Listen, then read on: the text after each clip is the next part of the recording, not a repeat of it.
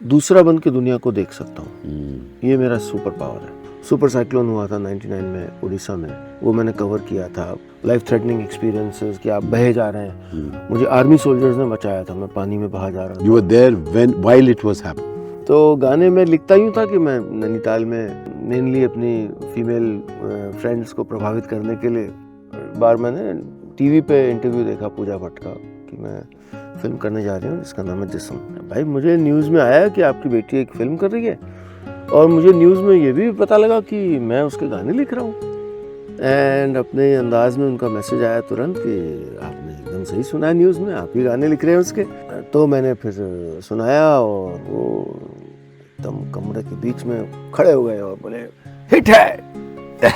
और मैं विजुलाइज कर पा रहा हूं कैसे उन्होंने कहा। अपने अंदाज में दो सुलझे हुए लोगों के बीच ऐसी बात होनी चाहिए, कहीं सहमत हो, कहीं असहमत हो, कहीं नहीं समझ आए।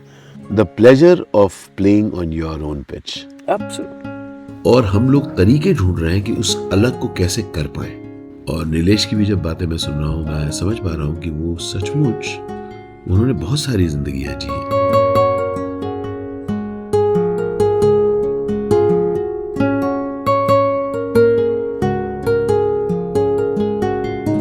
तो गांव का नाम रखा है स्लो गदेला। स्वागत है आपका जी। नमस्कार, प्रणाम। मैं आशीष विद्यार्थी।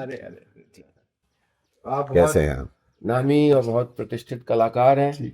हाँ, और मैं बस आपको बता ही रहा था अभी। Well, nice meeting you. बहुत अच्छा लगा. So, how do you feel about surrounding? Amazing, बहुत अच्छा लगा। ठहराव, आते आते ठहराव का महसूस किया। Thank you. बातचीत का सिलसिला शुरू है। मैं यहाँ पर आया हूँ for something which I was looking forward for a very long time, the slow interview. तो शुरुआत इस यहाँ से कुछ ही दूर एक गांव से। बिल्कुल, जहाँ उनका जन्म हुआ, और एक ऐसा बच्चा जिसमें पढ़ने की भूख है, जब ये जरूरी नहीं है पढ़ने की भूख होना। और वो अपने पिता से कहता है कि मुझे स्कूल जाना है, और पिता सपोर्ट करते हैं। और वो 12 किलोमीटर दूर है स्कूल, और तब तो जंगल थे ये, रोज वो बच्चा पढ़ने जाता है 12 किलोमीटर पैदल, 12 किलोमीटर वापस। He is brilliant in class. मतलब क्लास 7 के बच्चे को क्लास 10 के बच्चों की मैथ में हेल्प करने के लिए बुलाया जाता है। वाह, ही इज सो गुड।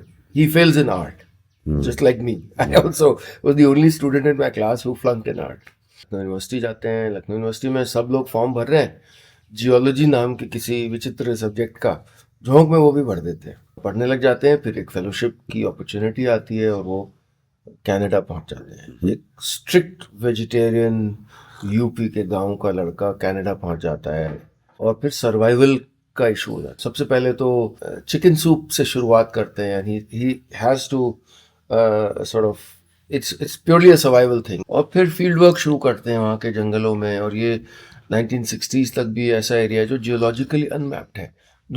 सारी दुनिया जो है, अधिकांश एरिया जियोलॉजिकली मैप हो चुकी है। ये नहीं है, जंगली जानवर हैं यहाँ, ये वो। And he forage there with a young Canadian kid, और वो उनका इंटर्न है। और एक दिन ये कुछ अनयूजुअल देखते हैं, सनसेट होने वाला है, ठीक से देख नहीं पाते हैं, ज़मीन पे कुछ निशान है। वापस आना पड़ता है क्योंकि इट्स टू बिकम डेंजरस। लेकिन रात को सो नहीं पाते because he knows he is seen something. seen something. सुबह तड़के फिर पहुंच जाते हैं। He brings back those samples. He's discovered 565 million years old fossils, which are plugging a hole in Darwin's theory of evolution. Darwin's theory of evolution में एक point पे single cell से मल्टी सेल कैसे हुए, इस सवाल का जवाब नहीं मिला था, जो पापा की डिस्कवरी से मिला। इस तरह से हुए। और फिर ये यूपी के गांव से गया लड़का जिसने कभी दुनिया नहीं देखी है, वो suddenly nature magazine, science journals में अचानक वो ग्लोब एंड मेल अखबार जो कनाडा का है उसमें आ रहा है। जैसा एकेडमिक सर्कल्स में आज तक भी होता है कि उसके क्रेडिट को चुरा लिया जाता है। इस बीच इनके मन में हमेशा ये था कि जो 12 किलोमीटर की वॉक मैं करता हूँ वो और बच्चों को ना करनी पड़े, इसलिए मुझे अपने गांव में स्कूल बनाना है। ये इनके जीवन का सबसे बड़ा सपना हमेशा रहा। अब शादी के लिए वो बड़े एलिजिबल हो गए हैं अब तक, क्योंकि शहर में, क्योंकि वह विलायत से वापस आए। लेकिन गांव में लोग समझ नहीं पा रहे हैं वापस कैसे आ गए। तो अफवाह फैल जाती कि इनका स्क्रू ढीला हो गया और डॉक्टर ने इनको बेड रेस्ट के लिए कहा है। आए अभी ठीक हो जाएंगे, चले जाएंगे। My mother was a teacher herself and his only condition was कि भाई मेरा सपना वो है, तो जो भी मुझसे शादी करे स्कूल में, साथ में स्कूल हम बनाएंगे, यही मेरी एक शर्त है। और शादी होती है और एक ट्रक के पीछे डोली, ये फिल्म है, ट्रक के पीछे पालकी रखी है, आगे ट्रक ड्राइवर के बगल में नई बहू और नया दूल्हा बैठे हैं, और जहाँ तक पक्की सड़क आती वहाँ तक आते हैं। उसके बाद वो जो तांगा होता है जिसको इधर खड़खड़ा कहते हैं, उसमें बैठते हैं। खड़खड़ा, अरे यहाँ आते हैं। अब पैसे ख़त्म हो गए तो फादर नौकरी करने विद इन इंडिया, ONGC में कभी किया, कभी इधर किया। Mother now takes the charge, क्योंकि फादर को लगता है कि अब वो ड्रीम ख़त्म हो जाएगा। और वो गांव-गांव में जाती हैं और कहती हैं कि आप एक मुट्ठी अनाज दीजिए बस, क्योंकि एक कनेक्ट है, एक हिस्सेदारी बनेगी। और फिर एक नायिका की तरह वो पहली बार पेरेंट्स लड़कियों को स्कूल भेजना शुरू करते हैं। ये कौन से दशक की बात अब है? हो गया 72 हो गया। अच्छा, 72 से, और 400 स्क्वायर किलोमीटर में कोई स्कूल नहीं, कोई स्कूल से वंचित है सब। पहली बार वो आना शुरू करते हैं। यहाँ सामने डाकुओं का गांव होता था एक, सब एकदम ड्रेडेड डेकॉइट्स, कोई बच्चा नहीं आता था। डाकुओं का जो सरदार था बीरबल, उसका बच्चा, एक दिन उसका बच्चा अकेले चलता हुआ स्कूल तक आ जाता है। वो आगे एक अवार्ड विनिंग स्कल्प्टर बना, उस डाकू का बेटा। हमारे गांव का जो मंदिर है उसमें दुर्गा जी की प्रतिमा उसी ने बनाई है, बीरबल के बेटे ने। बीरबल के बेटे ने। वाह। तो उसके बाद फिर ये स्कूल अगले 50-51 साल तक हजारों लोगों की जिंदगियां बदलता है। पिछले साल सितंबर में माय मदर पास्ड अवे, लेकिन आखिरी दिनों में भी, आखिरी महीना हॉस्पिटल, जो चीज़ उनको खुशी दे रही थी कि स्कूल में ये हो गया है, टीचरों से बात कर रही हैं, भाई अटेंडेंस ठीक है कि नहीं है, she suffering from leukaemia and कि भाई वो प्राइमरी का देख लेना तुम। और उनके जाने के बाद फादर टूटते नहीं हैं। वो कहते हैं कि मेरा ये, उनका जो सपना था, हम लोग का साझा सपना था, उसको आगे ले जाना। So at 85 now, he will be 85 in 2 months। वो वही उनकी एनर्जी है, वही जिजीविशा है आगे देखने की।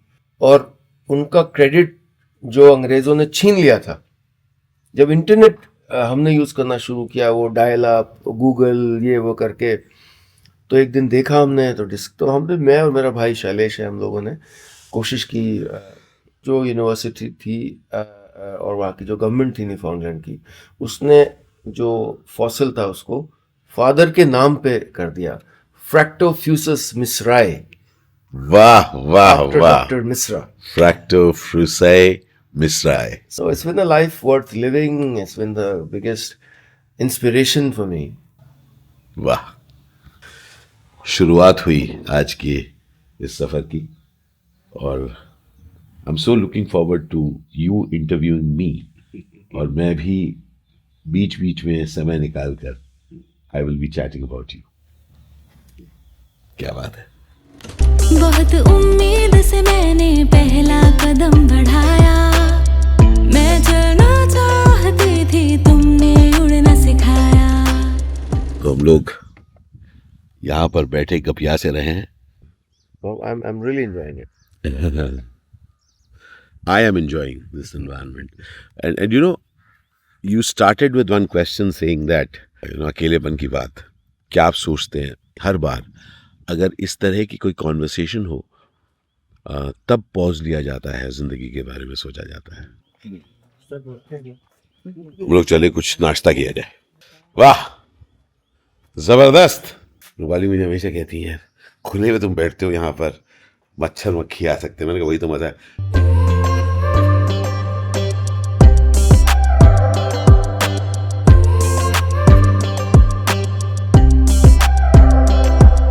एक बात मैं समझ पा रहा हूं, हम सब जो है ना दोस्त, कुछ अलग करना चाहते हैं और हम लोग तरीके ढूंढ रहे हैं कि उस अलग को कैसे कर पाए। और नीलेश की भी जब बातें मैं सुन रहा हूँ, मैं समझ पा रहा हूँ कि वो सचमुच उन्होंने बहुत सारी जिंदगियां जी हैं as a pioneer, as a person जो डिस्कवर करेगा कि इससे कैसे आगे निकला जाए। हमारी बात जारी रहेगी और आप भी सुनते रहेंगे और नीलेश और मैं का प्यार है इस पर। थोड़ा धूप में बैठे, आप हल्की सी ठंड तो है भाई, है ना? आइए आइए, थोड़ा धूप में। ये है स्लो इंटरव्यू की मशहूर लोकेशन पे जा रहे हैं हम लोग। तो भाई बहुत इंटरेस्टिंग डिजाइन है यहाँ पर। हम लोग धीमे धीमे धीमी गति में हम लंबी बातें कर रहे हैं। ये सेटिंग है, यहाँ बैठकर गपियाई है। स्वागत है आपका। How do you spell your name? NEELESHMISRA. Not the H is not there. How important? मैं अभी आपकी सुबह से आपसे जब गपिया रहा हूँ, you actually are even at this moment leading an uncharted route. I am. है ना? My You're life- not supposed to be doing this. Not at all. That is very liberating because I'm not under any pressure to follow a certain path. और जो अलग अलग, मुझे तो लग रहा है हर दशक में मैंने अलग अलग जीवन जिए हैं।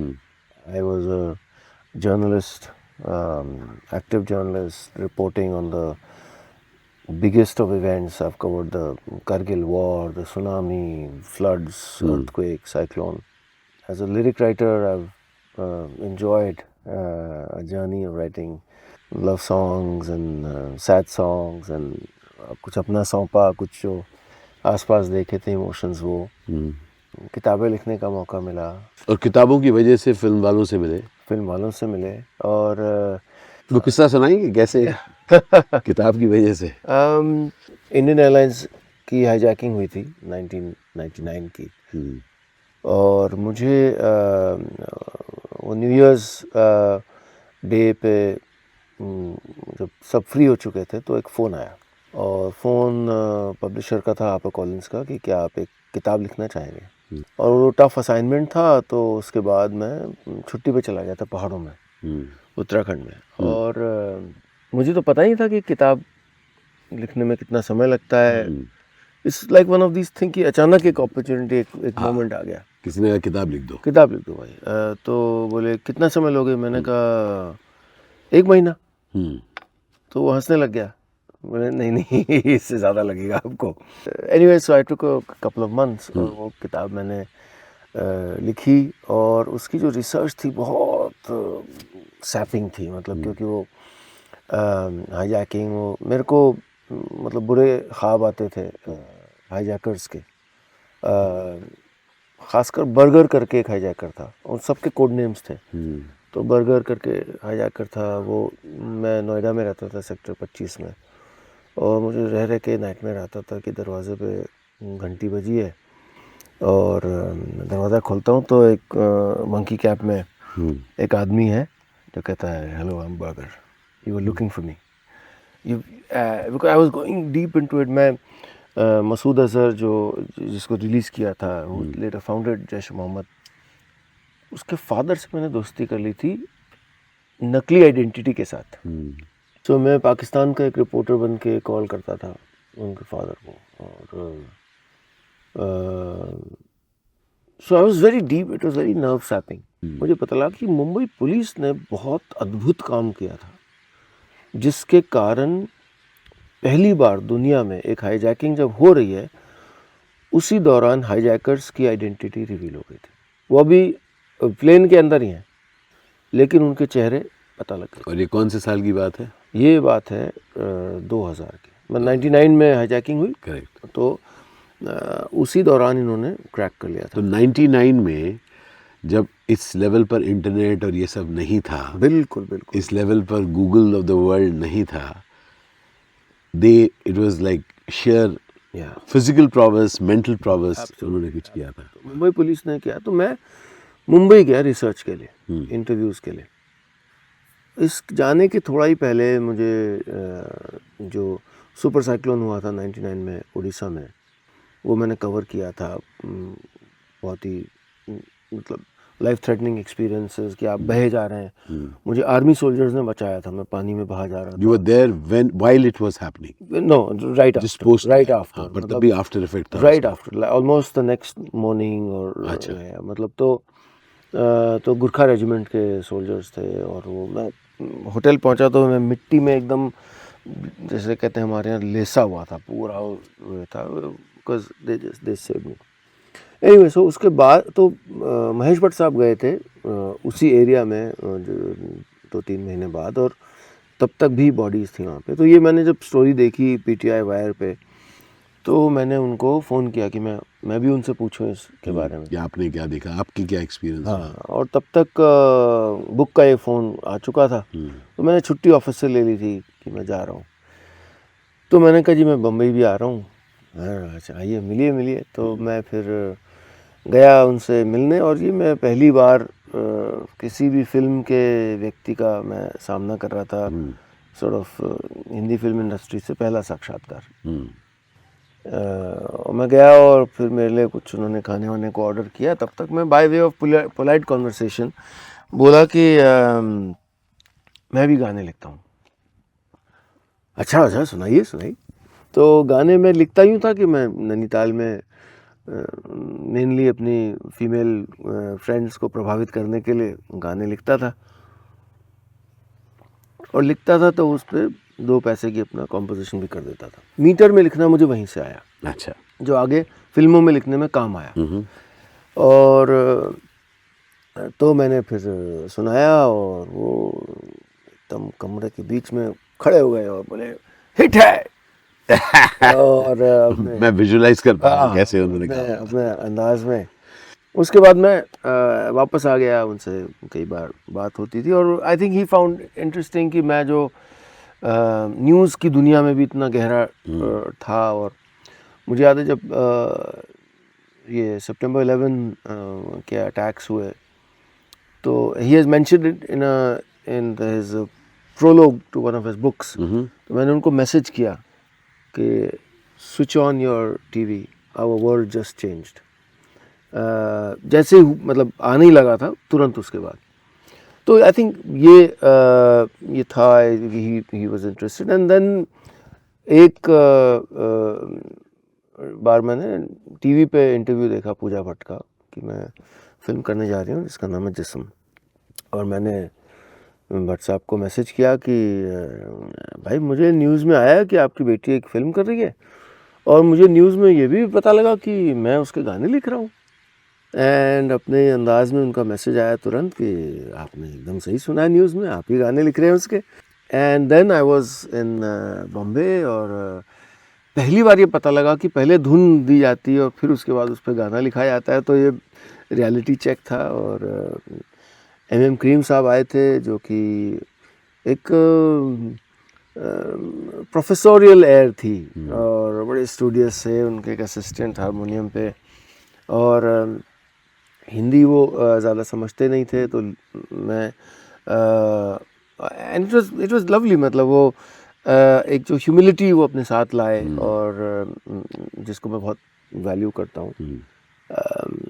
तो पहला दिन जो था वो डिज़ास्टर था, क्योंकि जो उन्होंने जो था वो बिपाशा बासु का वो इंट्रो सॉन्ग था उस गाने में, कि जिसमें वो, और भट्ट साहब ने ये भी इनैक्ट करके बताया था कि कैसे वो समुद्र से निकल रही हैं। अच्छा, ये भी बाकायदा बड़े विजुअली उन्होंने कि वो ऐसे आ रही हैं, और उस समय शायद कोई सफ़ेद घोड़ा भी था उनके माइंड में, जो बाद में नहीं आया है शायद। तो पहले दिन जो मैं लिखा और नहीं लिख पाया, इसका बड़ा अफसोस हुआ, क्योंकि मैं उस समय basically you could not write it to the metre of the song at that point. हाँ, मतलब कुछ अच्छा थॉट भी नहीं क्रैक हुआ। मतलब मैं अपने आप से बहुत नाराज़ था, और वो लोग तो खैर सोच ही रहे थे कि भाई ये एक्सपेरिमेंट कर रहे हैं भट्ट साहब, और ये इन्होंने ले आए अनजान आदमी को, पत्रकार को, और हमारा बेड़ा गर्क हो जाएगा यहाँ। हाँ। और मुझे लगा कि मैं यहाँ पे गलत इंसान आ गया हूँ, मैं वापस चला जाता हूँ। अगले दिन तो मेरा दोस्त होता था एजाज राही, उसके मैं घर पे कैंप्स कॉर्नर पे रुका था। तो वहाँ से मेरे को ये अंदाज़ भी नहीं था कि दूरियाँ इतनी हैं, दूसरे छोर पे रुका हूँ जाके उधर। खैर वो टैक्सी में जब मैं जा रहा था, तो पिछली रात हम जहाँ खाने पे गए थे उसका कुछ बिल था, उस पे जो थॉट्स आई मैंने वो लिख दिया और फिर मैं पहुंचा। और जब मैं पहुंचा तो भट्ट साहब in his style he was telling the director, क्योंकि डायरेक्टर अब तक मुझ पे डाउट कर रहा होगा and I don't blame him at all. तो वो बोले कि भाई अमित, तुम जो नीलेश की पीठ पीछे कह रहे थे सामने कहो। He was embarrassed poor fellow. तो मैंने तब तक कहा कि मैंने कहा जी ये रास्ते में देख लीजिए। तो पढ़ा, बोले अरे आपने तो छक्का मार दिया। तो वो था जादू है नशा है। और फिर हमने अगला जो गाना था चलो तुमको लेकर चलें, वो पहले मैंने लिखा, उसको फिर कंपोज किया रहीम साहब ने। तो that's how the journey as a lyric writer You know, started. I have heard of an anecdote. जी। Again, ये anecdote मैंने सुना है कि साहिर साहब अपने ज़माने में जो and he was the most highly paid lyric writer. तो उनका एक anecdote है कि उनको ढूंढते ढूंढते प्रोड्यूसर्स को मिलते ही नहीं थे वो। तो एक प्रोड्यूसर ढूंढते ढूंढते पता चला वो महबूब स्टूडियो के वॉशरूम में गए। तो अगर कोई महबूब स्टूडियो में गया तब एक बाहर ने एक चेयर था, एक लंबा सा चेयर, वो आज भी है वो इनफैक्ट। तो कहते उस पर बैठे हुए थे वो सज्जन, और जैसे ही साहिर साहब बाहर आए उनका साहिर साहब प्लीज आप सुना दीजिए, मैं कुछ लिख दीजिए। तो एनेक्डोट ये है कि साहिर साहब उसी पे बैठे और उस प्रोड्यूसर के जेब से उन्होंने सिगरेट का पैकेट निकाला और उसकी जो पन्नी होती थी समझ रहे हो, जो कार्डबोर्ड का जो होता था उसको निकाला और उस पर उन्होंने अपना जो भी था उस सिचुएशन के हिसाब से लिख दिया। पर कहानी कंप्लीशन यहाँ पर है कि जब लिख दिया तो उन्होंने कहा कमाल है। पर प्रोड्यूसर साहब थे, डायरेक्टर भी बहुत थे, डायरेक्टर बहुत अच्छा लगा। तो प्रोड्यूसर साहब ने कहा आपने अब 2 मिनट में लिख दिया, जरा प्राइस जरा संभाल लीजिए। प्रोड्यूसर तो मौके को ढूंढते हैं, उनको शुक्रगुजार थोड़ी देर के लिए हुए। और तब कहा जाता है कि साहिर साहब ने कहा था कि तुम ये 2 मिनट के लिए नहीं, तुम मेरे इतने सालों के तजुर्बे के लिए। तो कहीं ना कहीं all these experiences right from, आप एक जर्नलिस्ट रहे हैं, उसके बाद ऐसे ही चलते चलते कहीं आपने कहानियाँ कहनी शुरू कर दी जो मेरे ख्याल से बिग एफएम पर पहले आए, वहाँ से इन सब चीज़ों से गुजरते हुए अभी आप पहुँच चुके हैं एक ठहराव के साथ इस स्लो जगत में। And you are now an entrepreneur, talking slow, sharing slow in a fast moving world. Yeah. I would imagine this is a wonderful gap that you've seen for yourself. And also it comes out of lived experience, not any Excel sheet. जहाँ बैठे हैं यहाँ पर ऊंची ऊंची झाड़ियाँ होती थीं, सांप बिच्छू होते थे, और इसको घर की शक्ल दी गई।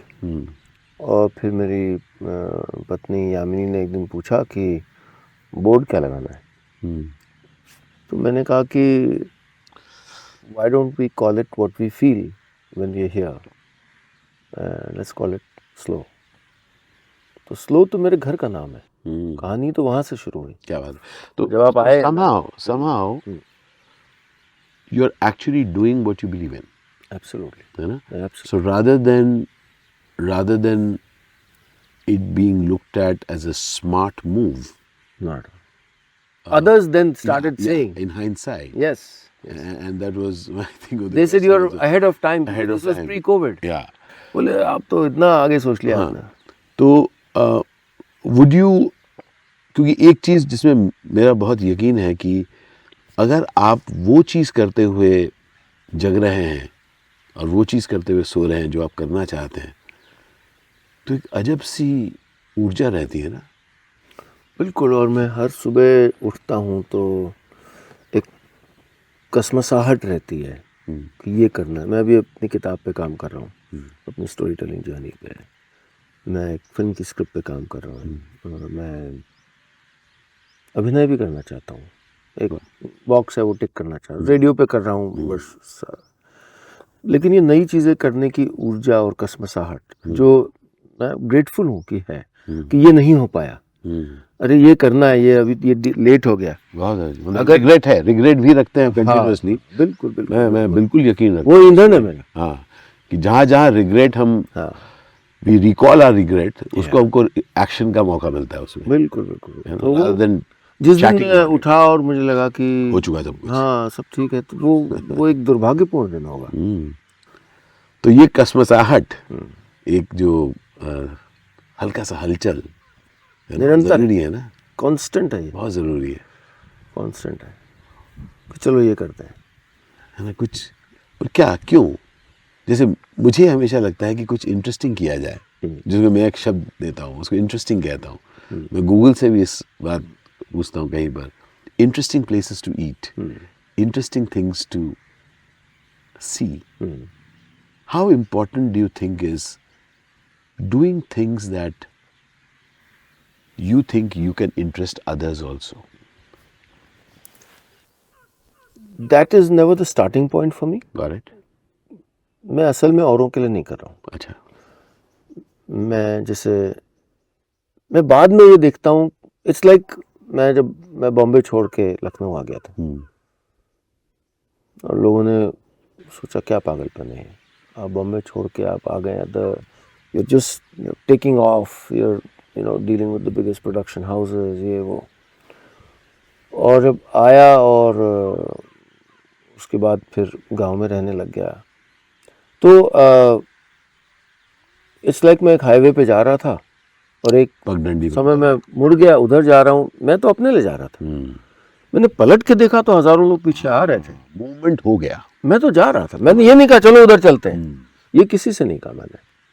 दो सुलझे हुए लोगों के बीच ऐसी बात होनी चाहिए, कहीं सहमत हो, कहीं असहमत हो, कहीं नहीं समझ आए, अच्छा ये कैसे किया आपने, उत्सुकता भी हो।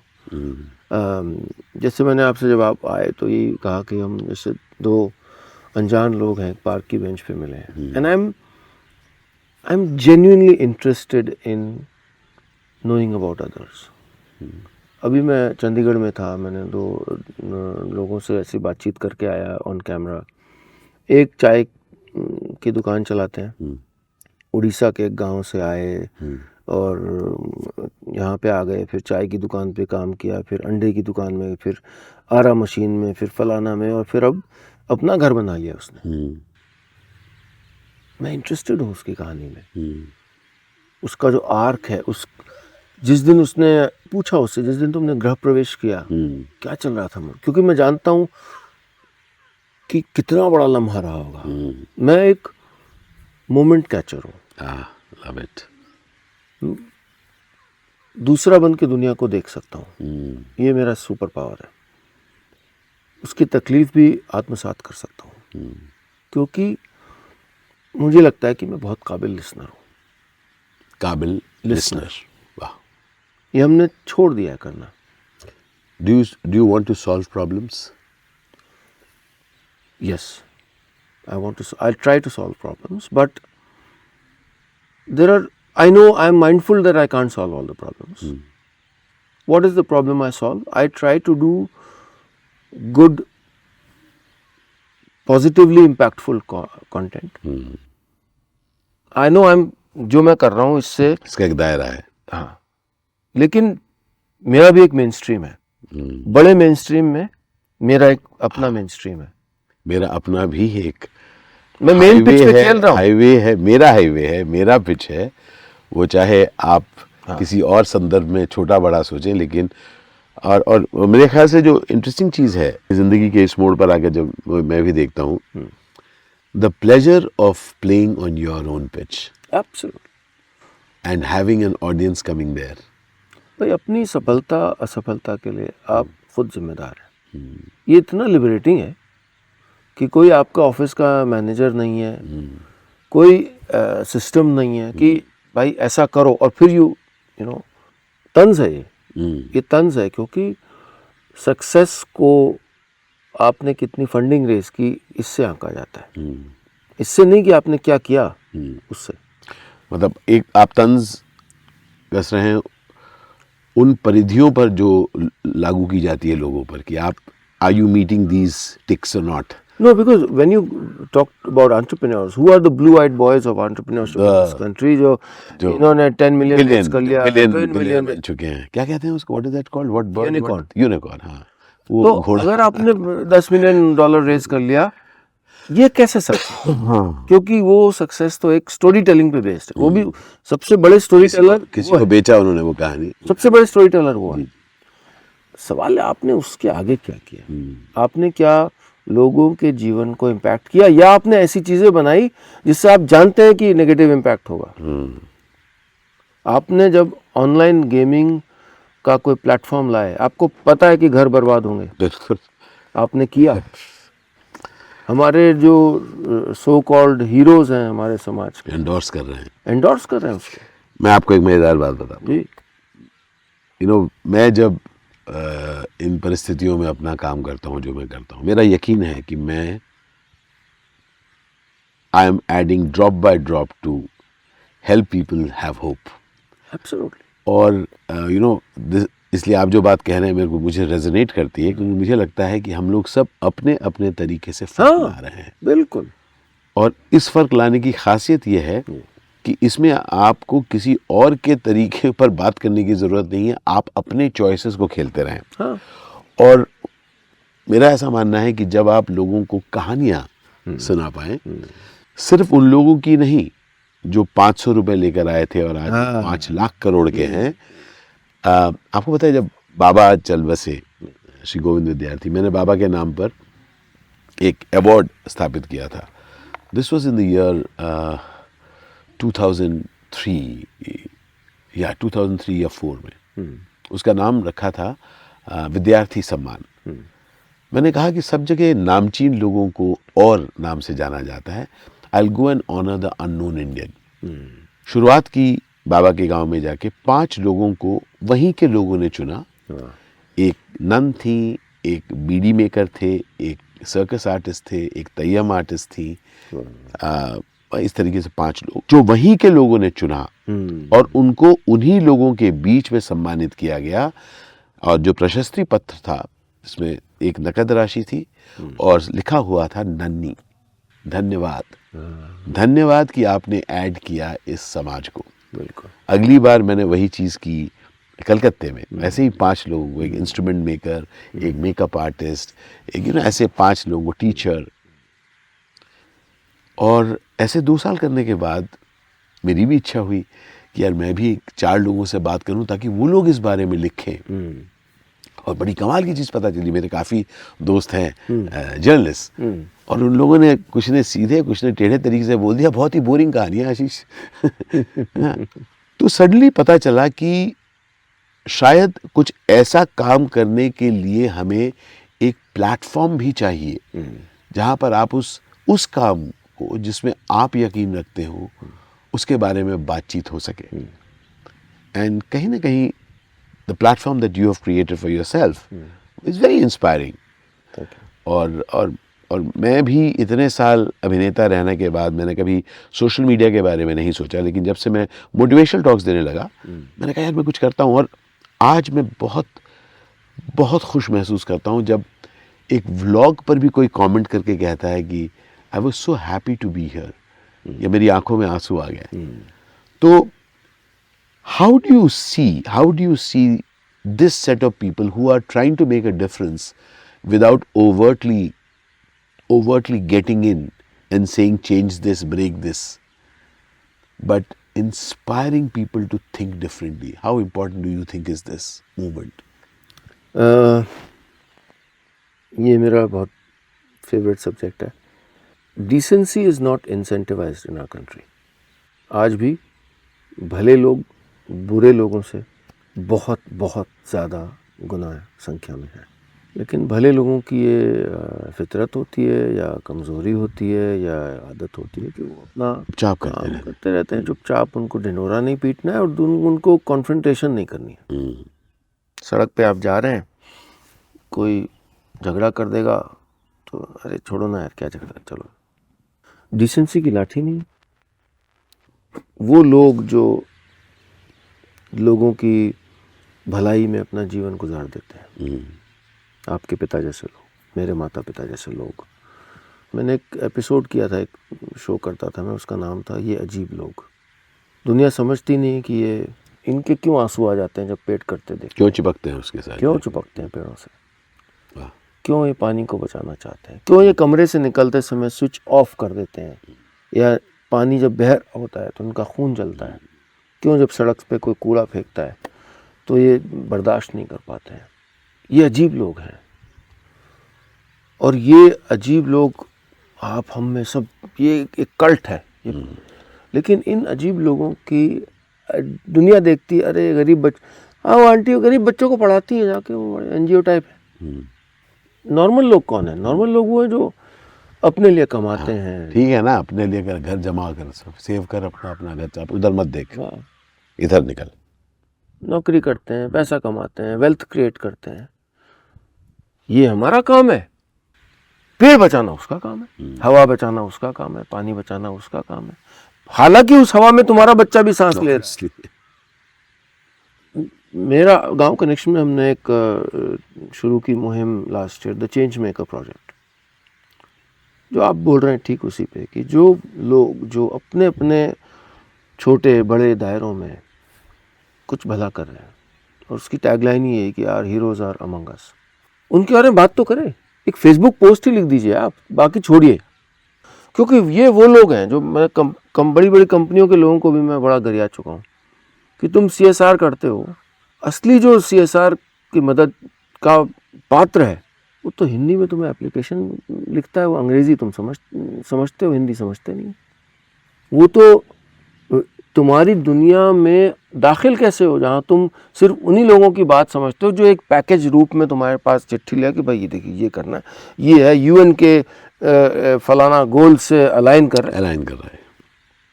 वो आदमी बोल रहा है भाई मैंने तो पिछले अपनी पत्नी के जेवर बेच के, अपनी FD तोड़ के गांव के बच्चों को, वो आपके कौन से एक्सेल शीट में फिट होगा भाई? उसे नहीं आता एक्सेल शीट पे फिट होना।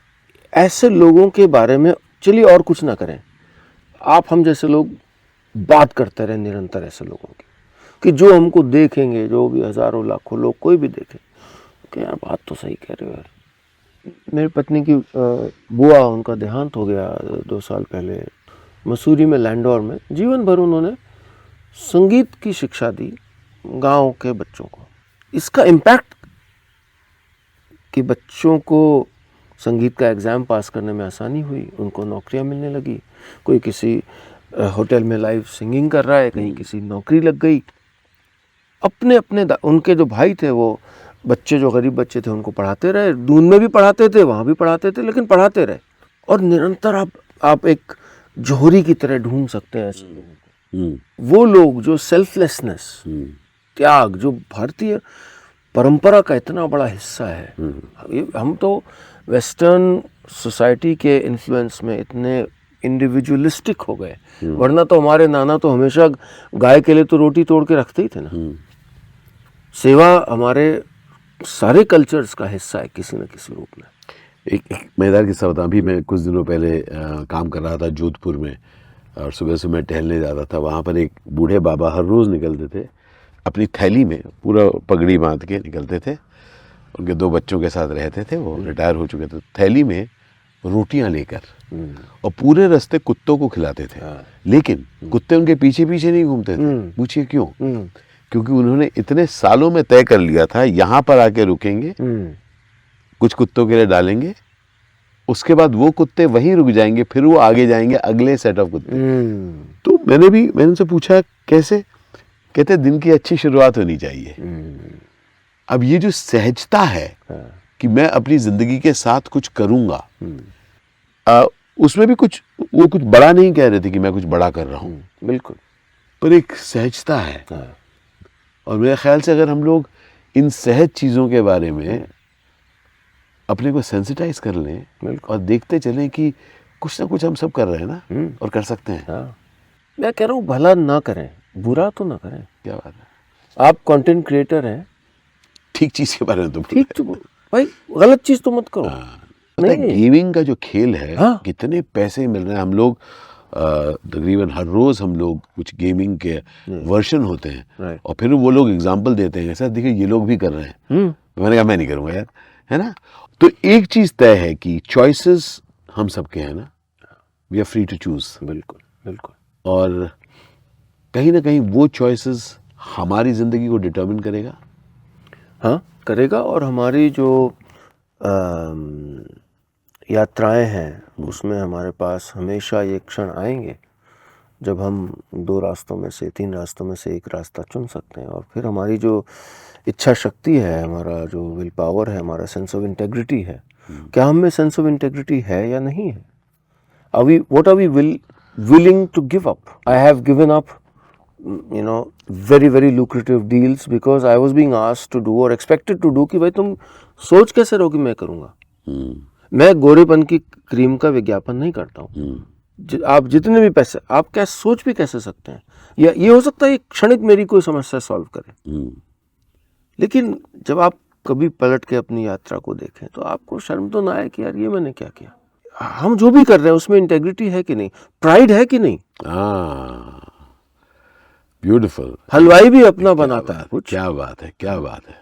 हलवाई भी अगर मिठाई बना रहा है, वो उसमें भी एक वो भी चैलेंज अगर कर रहा है कि रोज देखो मैंने आज ऐसे बनाया, आज का जायका कुछ है, या सिर्फ यही हो कि जो दादाजी की क्वालिटी हम मेंटेन कर सकते हैं कि नहीं। हाँ, आसपास वाले नहीं कर रहे हैं। हाँ, वो लोग छोड़ रहे हैं। बिल्कुल। पर क्या मैं रख सकता हूँ उसको? बिल्कुल बिल्कुल। आपके ब्लॉग तो रेगुलर देखते हैं हम लोग। अरे यार थैंक यू। आप भी देखते हैं? हम सभी देखते हैं। हम लोग सब कुछ पुराने किस्से सुना रहे हैं और तैयार हो जा रहे हैं नेक्स्ट सेट ऑफ इंटरव्यू। तो अलग अलग जगह बैठकर ये कॉन्वर्सेशन हो रहा है। ये कॉन्वर्सेशन हम लोग रिकॉर्ड कर रहे हैं फॉर द स्लो इंटरव्यू। बात यह है कि ये जो माहौल है, इस माहौल में एक अलग किस्म की जिंदगी है और उस सोच को लेकर कुछ काम हो रहा है।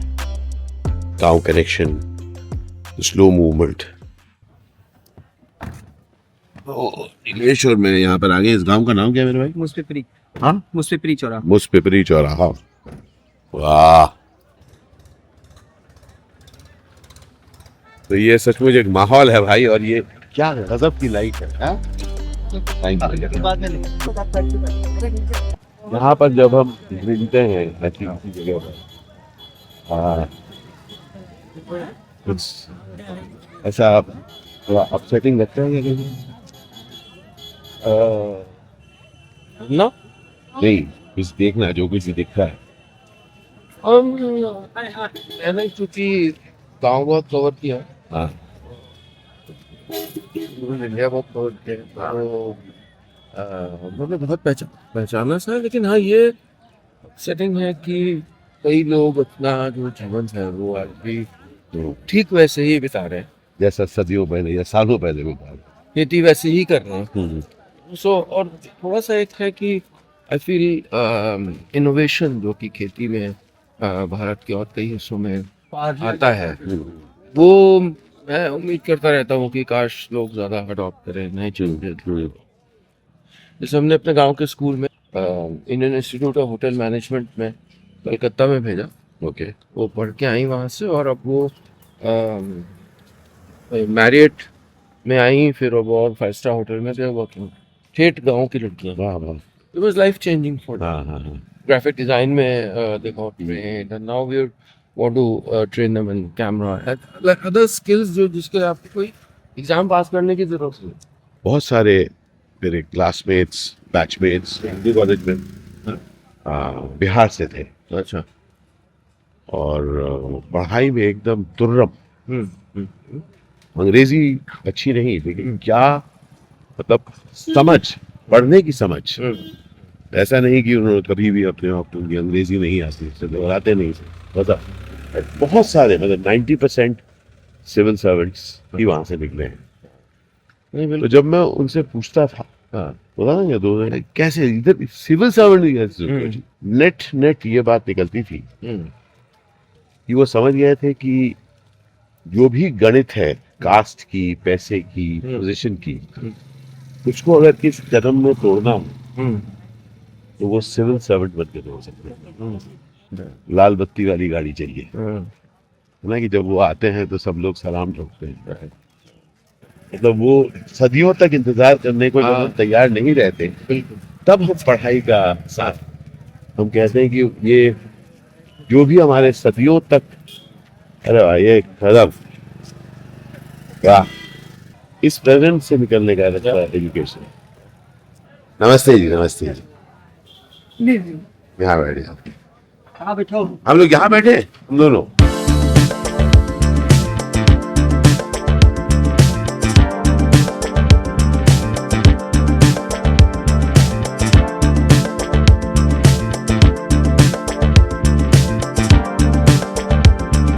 तो कहीं ना कहीं गांव connection is about these people. शहर में बहुत सी नॉलेज है, चाहे गवर्नमेंट की ओर से या टेक्नोलॉजी की, हेल्थ की, जो गांव वालों के लिए है पर उन तक पहुंच नहीं पाती। तो गांव कनेक्शन का काम है उनको वो नॉलेज पहुंचाना जिससे उनकी लाइफ बेटर हो। और जरिया क्या है? Internet, website, okay, social media. पहले हमारा अखबार भी होता, तो ऐसी चीज़ें कि वो खेती कैसे बेटर करें, वो आमदनी कैसे बढ़ाएं, अगर वो कीड़ा लग जाता है तो क्या करें, वो छोटे लेवल एंटरप्रेन्योरशिप कैसे करें। और दूसरा काम है गांव कनेक्शन का कि जो गांव में हो रहे हैं डेवलपमेंट्स, उपलब्धियां हैं, रोल मॉडल्स, इतने लोग हैं जो कंट्रीब्यूशंस करते हैं जो कहीं गिने नहीं जाते, मेहनत करते हैं, सेल्फ हेल्प ग्रुप्स हैं, महिलाएं हैं। तो उनके लिए एक तरीके से one place for them to come and be educated and also dispense that Yeah. information. Yeah. So the city should get to know of the challenges and the achievements of rural India. And rural India should receive the knowledge and information that is intended for it, but often doesn't reach it. So Gaon Connection is India's biggest rural communication platform. We are present in every state through our community resource persons. Okay. We are present in 480 districts of the country. Most recently, like our team, the same team was in Kerala and Kantulu, and they were documenting how technology is helping millets to be grown again in an area जहाँ पर millets होते थे फिर खत्म हो गए क्योंकि demand नहीं थी। या फिर हम सर्वेज करते हैं कि रूरल पॉपुलेशन सोच क्या रही है, रूरल इंडिया पर क्या असर हुआ कोविड का। So then we do video content, we do audio content. We have a गाँव रेडियो करके 24-hour internet radio station. आप गुजिया लेंगे? बहुत जरूरी है। आइए। भाई ये कुछ अरे बढ़िया, बहुत स्पेशल बनाए होते हैं बहुत जबरदस्त मौका आ रहा है भाई साहब। बात है कुछ?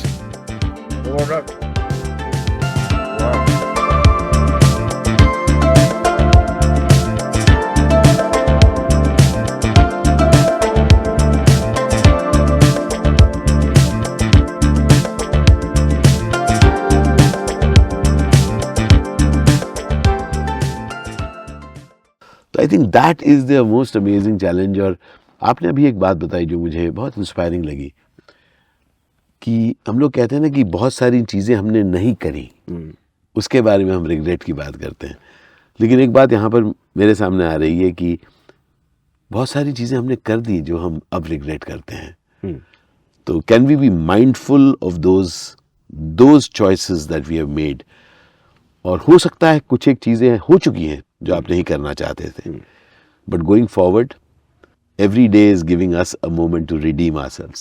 Would you agree on that? Absolutely. और देखिए, समय, काल, परिस्थिति, वातावरण, हम मॉर्फ कर रहे हैं लगातार इनटू न्यूअर पीपल।